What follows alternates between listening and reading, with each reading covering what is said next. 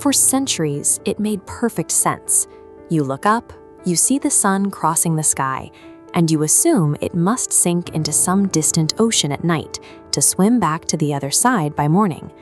Even today, your brain trusts that same illusion. When you watch a sunset, it feels exactly like the sun is actively dropping below the horizon, while you sit perfectly still. But the sky is completely stationary. You're glued to a massive rock, hurling through a pitch-black void, spinning at 1,600 kilometers an hour.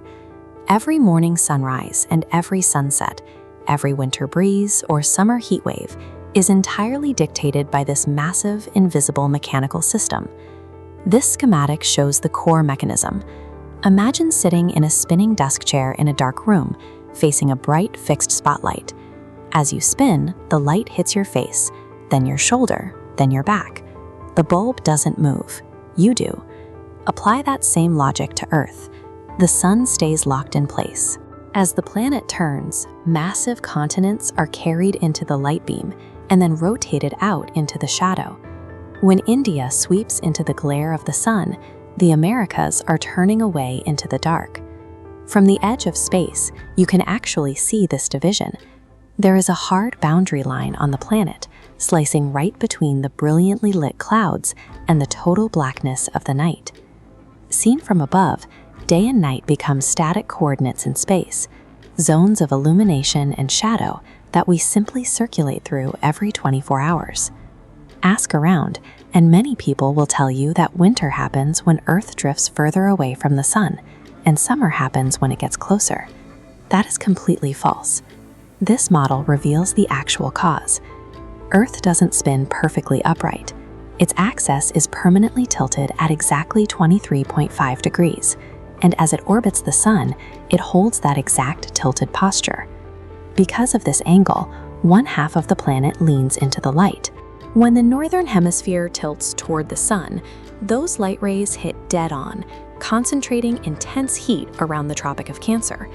Meanwhile, the light reaching the southern hemisphere strikes at a glancing angle, scattering the energy over a much wider, colder area. 6 months later, the planet slides to the opposite side of its orbit. The physical tilt hasn't changed, but now the geometry flips. The southern hemisphere, down at the Tropic of Capricorn, catches the direct, concentrated heat, while the north freezes. Twice a year, during the equinoxes, the Earth hits a midpoint in its orbit, where the tilt faces neither directly toward nor completely away from the sun.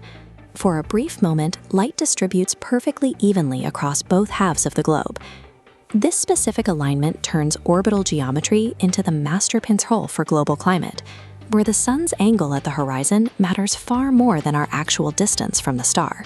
When you push that 23.5-degree tilt to its extreme limits at the north and south poles, the day-night cycle breaks down entirely. As the top of the globe leans fully into the sun, it gets locked in the light. Even as the Earth completes a full 24-hour rotation, that polar region never dips into the shadow, resulting in up to 6 straight months of uninterrupted daylight. If you travel up to places like northern Norway or Finland, you can watch this geometry in action. The sun slowly sinks toward the horizon, grazes the water, and then slowly rises back up. It never actually sets. At these latitudes, the 23.5-degree tilt keeps the ground angled toward the sun through the entire rotation, preventing the Earth's own shadow from ever reaching you. It is a literal geometric boundary where the normal cycle of time simply ceases to function. You could hack this cycle. Board a private jet at the equator at sunset and fly west at exactly 1,670 kilometers an hour. You would perfectly match and cancel out the rotational velocity of the Earth. You would outrun the night, essentially locking yourself in a continuous, endless sunset. But what if the planet stopped? Slamming the brakes on a rock spinning this fast would be instantly lethal. Everything not bolted down, buildings, oceans, and people, would immediately be launched sideways at 1,600 kilometers an hour by the sheer kinetic momentum. Our survival relies completely on this massive rock maintaining its smooth, uninterrupted spin. But that spin is actually slowing down. Because the moon's gravity pulls on our oceans, it creates rotational drag.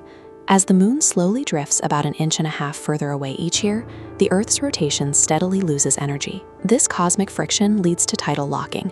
An object's rotation matches its orbit perfectly, so one side always faces its star. If Earth tidally locked to the sun, the inward-facing side cooks in an endless day, while the dark half freezes solid, which raises a strange question. If we fear the freezing night, and space is packed with stars, why is the sky so dark? Our precise 24-hour days, perfectly divided nights, and shifting seasons are not permanent guarantees. We are simply living in a temporary, perfectly balanced sweet spot